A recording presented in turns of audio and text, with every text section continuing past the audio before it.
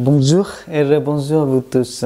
Dans cette vidéo, nous continuons sur le sujet l'amitié sociale. Et le sujet exact, c'est quels sont les buts du pape François par l'amitié sociale. Pour le pape François, l'amitié sociale n'est pas un contrat qui neutralise les tensions entre les besoins individuels. C'est une relation commune fondée dans la fraternité présente dans la nature humaine, orientée vers la recherche du bien commun. Alors, le premier but de l'amitié sociale, selon le pape François, c'est la recherche commune du meilleur bien possible. Le constat est bien loin des espérances des théologiens du contrat social. L'homme peut devenir à loup pour l'homme quand il perd le sens du bien commun au sein même de sa communauté politique. La fraternité est un mot vide de sens si elle ne trouve pas son fondement dans la nature humaine, à l'instar de la liberté et de l'égale dignité de tous.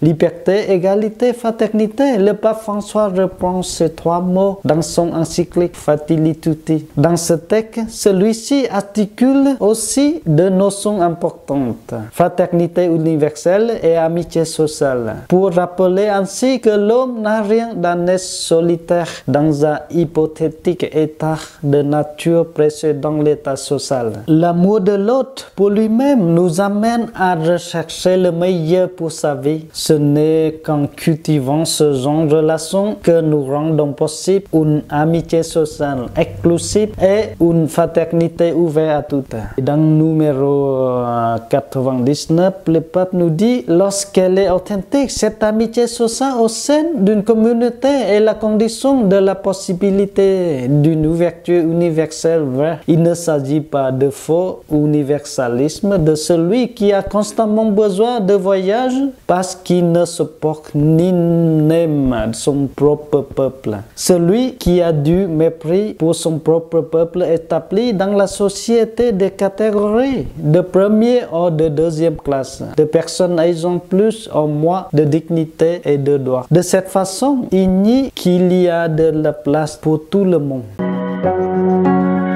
Et le deuxième but de l'amitié sociale, c'est dans le respect de la différence des peuples. Il ne peut y avoir de paix sociale dans une société fondée sur le modèle de nomadisme. Je t'aime, moi non plus. Le véritable universalisme s'ancre toujours dans une situation particulière locale. L'amitié sociale se vit dans la diversité de chaque nation, de chaque culture. Il n'y a donc d'amitié sociale que dans le respect de la différence des peuples, des nations, des cultures. En gommant la diversité des nations, il détruit ce qui prétend poursuivre la paix sociale. Curieux paradoxe. Ce faux rêve universaliste finit par priver le monde de sa variété colorée, de sa beauté et en définitive de son humanité. En effet, l'avenir n'est pas monochromatique,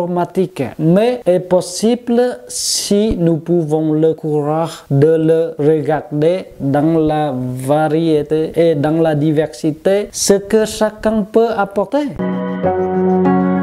Et le troisième but, le dernier but, c'est une condition de la paix. Enfin, l'amitié sociale, la réalisation du bien commun et de la paix civile repose sur reconnaissance de la dignité de chaque personne humaine, non pas l'adhésion à la violence d'une idéologie humaniste au sol. En ces temps d'incertitude, de bouleversements sociétaux, de violences civiles contenues, les chrétiens peuvent en être les héros, les champions, parce qu'ils vivent cette amitié sociale grâce à vertu théologale de charité. Il s'agit de progresser vers un ordre social et politique dont l'âme sera la charité sociale. Une fois de plus, j'appelle à réhabiliter la politique qui est une vocation très noble. Elle est une forme le plus précieux de la charité parce qu'elle cherche le bien commun. Voilà, merci beaucoup pour votre écoute et à la prochaine vidéo.